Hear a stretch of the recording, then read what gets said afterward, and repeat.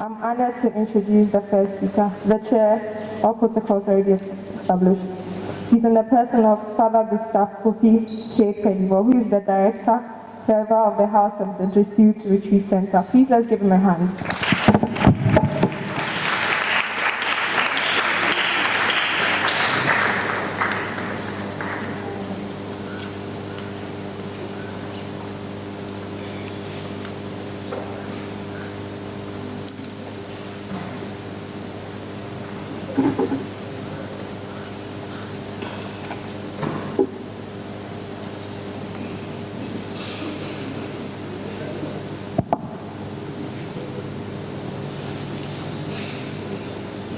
Mr. Chairman, all protocols observed. My dear friends, good morning.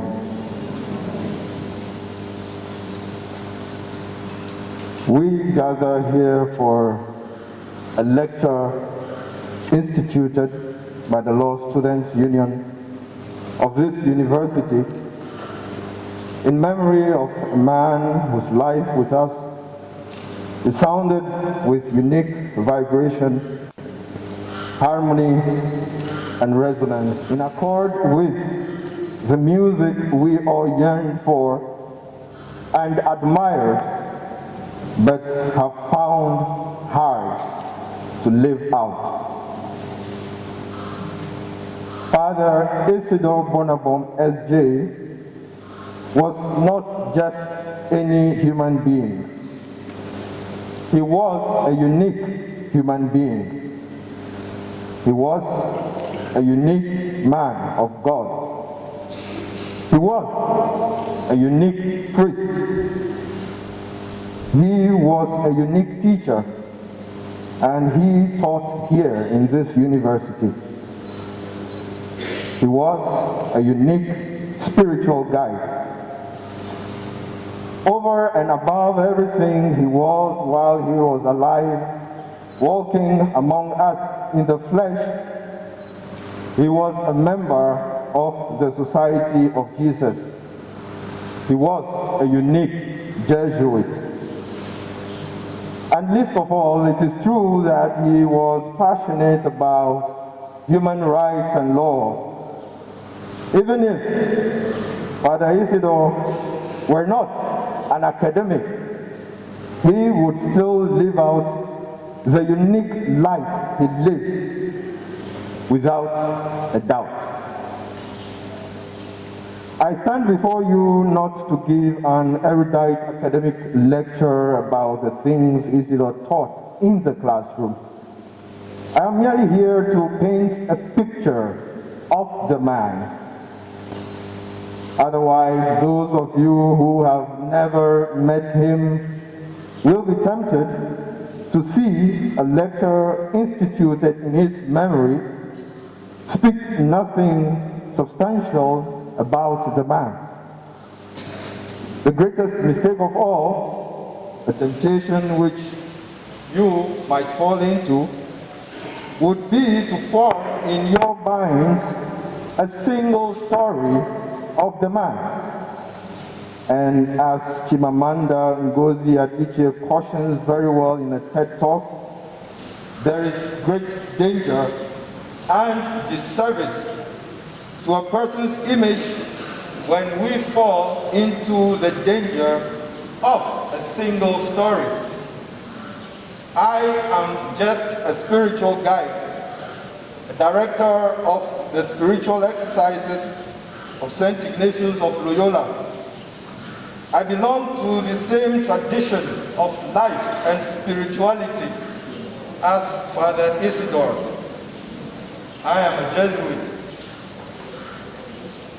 Isidore's life as a Jesuit shaped his entire worldview. Isidore once told me back in 2015, a few months before his ascent into heaven, to cherish our Jesuit identity. We have something special and unique, he said to me with his characteristic heartwarming smile. Always be a good Jesuit, he told me. Isidore imbibed in a very unique way the spirituality of the Society of Jesus, the fountain and source from which all his other unique attributes issued forth. Isidore imbibed the Jesuit principle of reaching out to those on the peripheries of society, the poor and marginalized. That Isidore could ease into enduring friendships with people in high and low places was because he carried in his person the spirit of the spiritual exercises. Very few of you and very few people generally have ever heard of the spiritual exercises of St. Ignatius of Loyola. The reason you are here is because some people have felt the unique influence of the spiritual exercises in the life of Father Isidore. This influence is felt wherever we carry out our missions, be it in parishes or retreat centers or academic institutions. There are those who have heard about the spiritual exercises but think of them as something esoteric, reserved for religious people.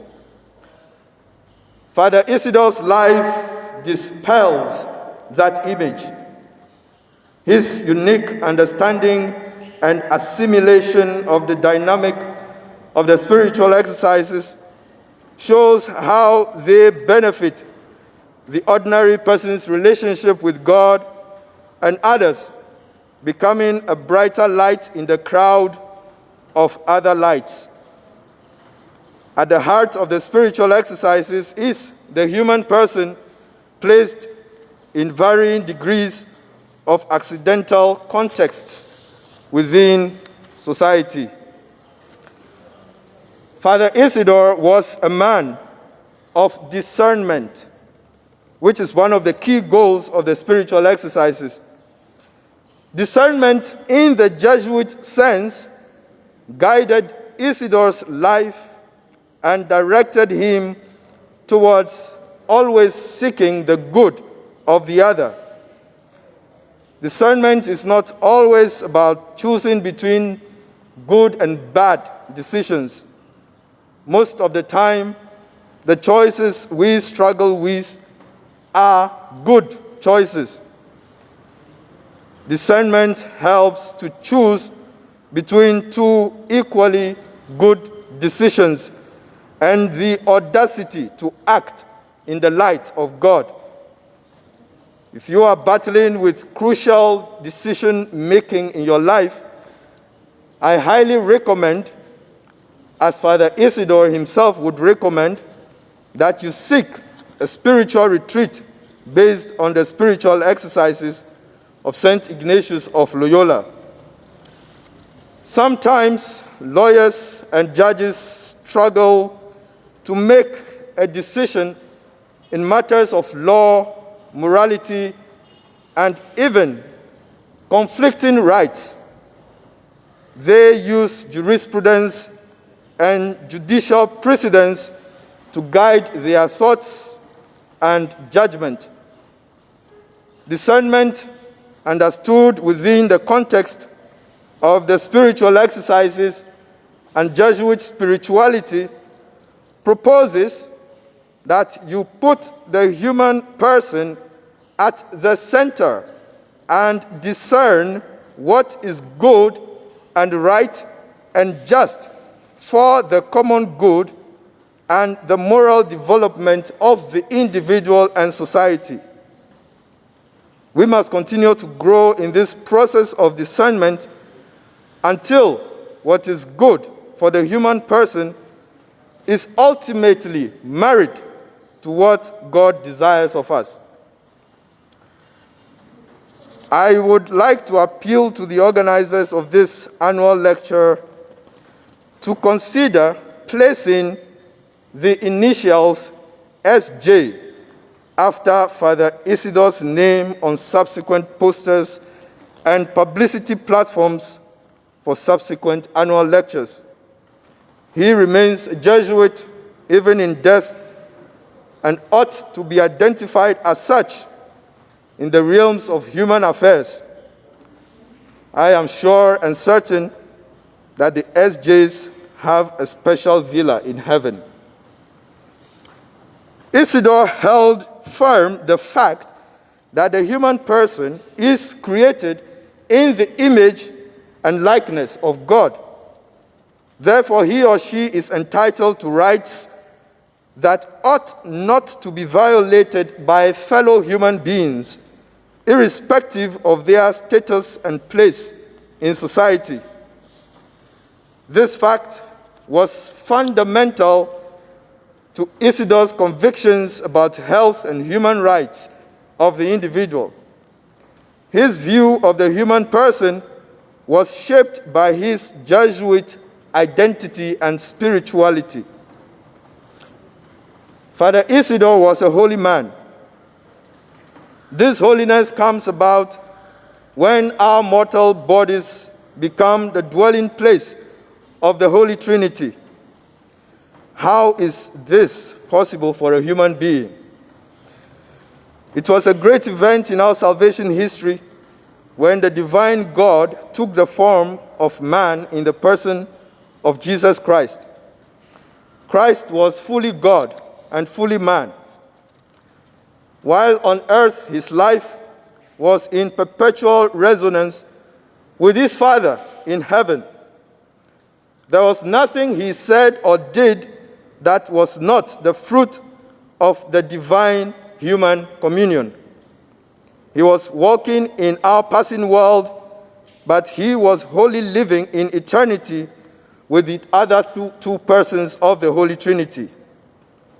He rightly puts it in John 12, verse 49, "For I have not spoken of myself, but the Father who sent me, he gave me a commandment, what I should say and what I should speak."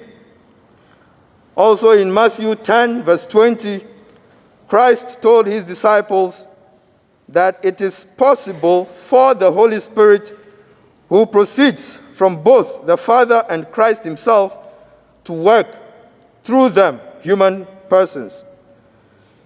He says, "But when they deliver you up, take no thought of what you are to speak and how you are to speak, for it shall be given you in that same hour what you shall speak. It is not you that speak, but the Spirit of your Father which speaks in you."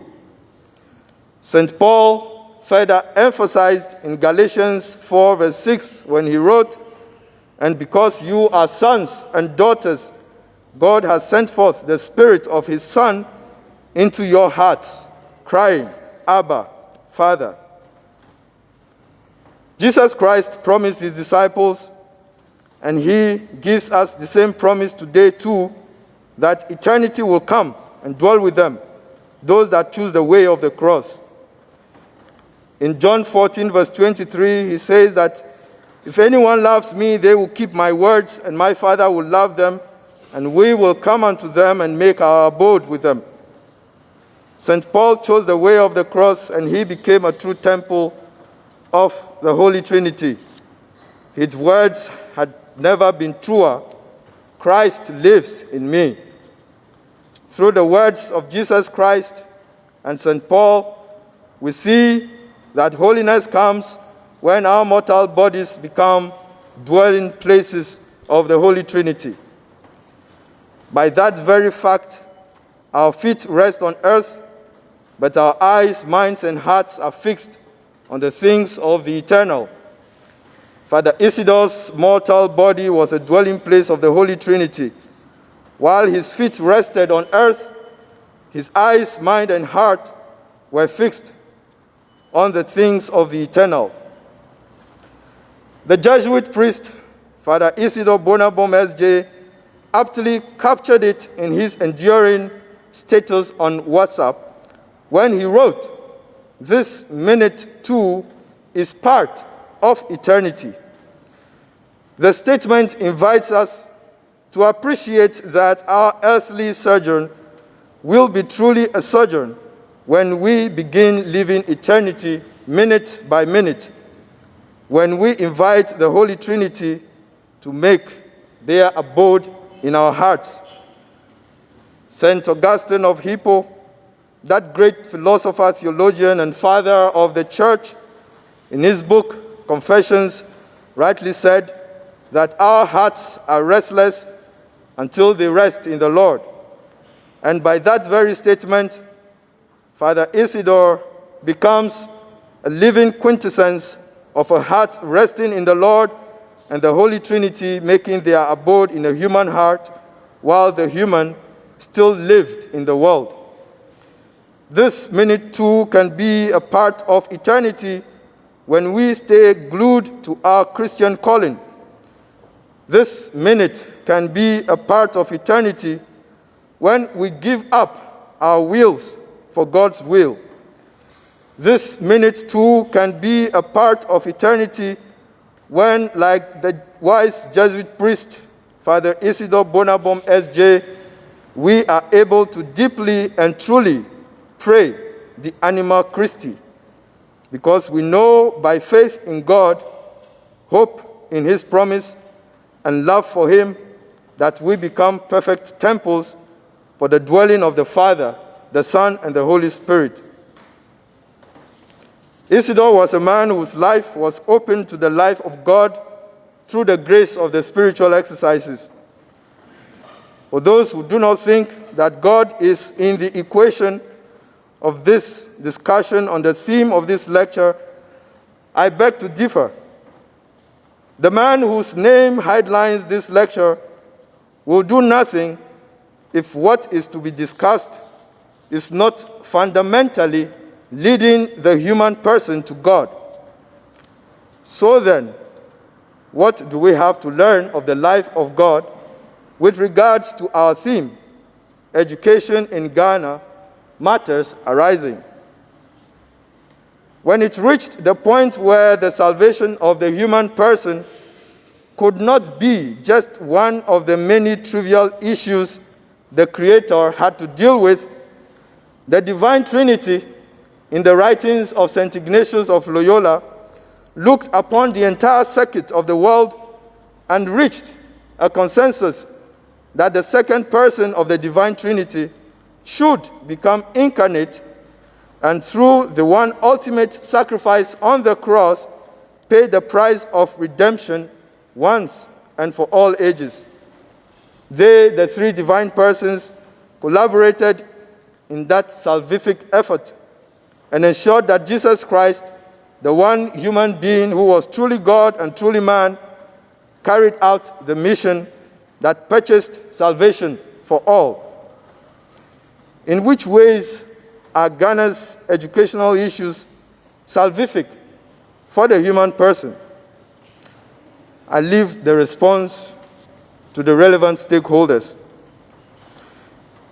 Isidore was a man open to collaboration and consensus building between persons or parties of differing interests within the purview of the Trinitarian intervention in the history of human salvation. Isidore always insisted that at all times one must marry the common good to the flourishing of the individual within the moral framework of what is good and just and right. Collaboration and consensus building are difficult to attain when the parties engaged in dialogue take entrenched positions devoid of the dual considerations just indicated.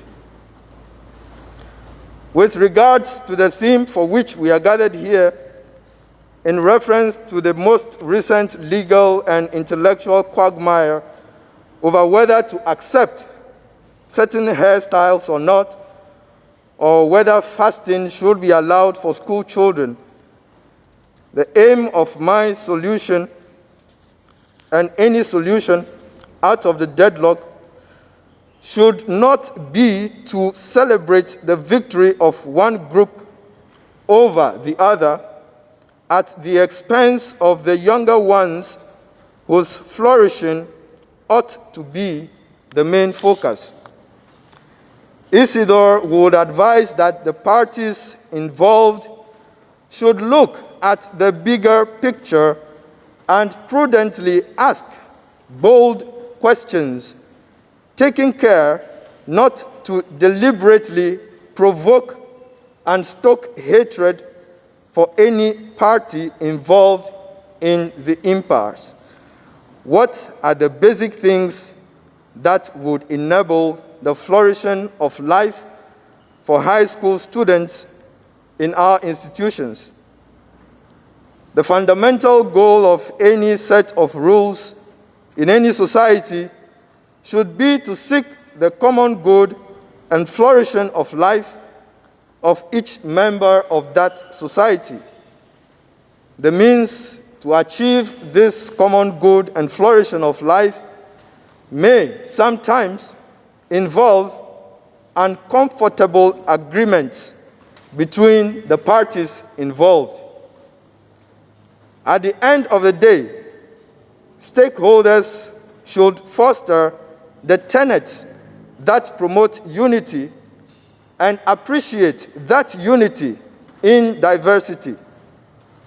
What form of diversity ought to be acceptable and fostered by a society is a zillion Ghana cedi question that can never be exhausted.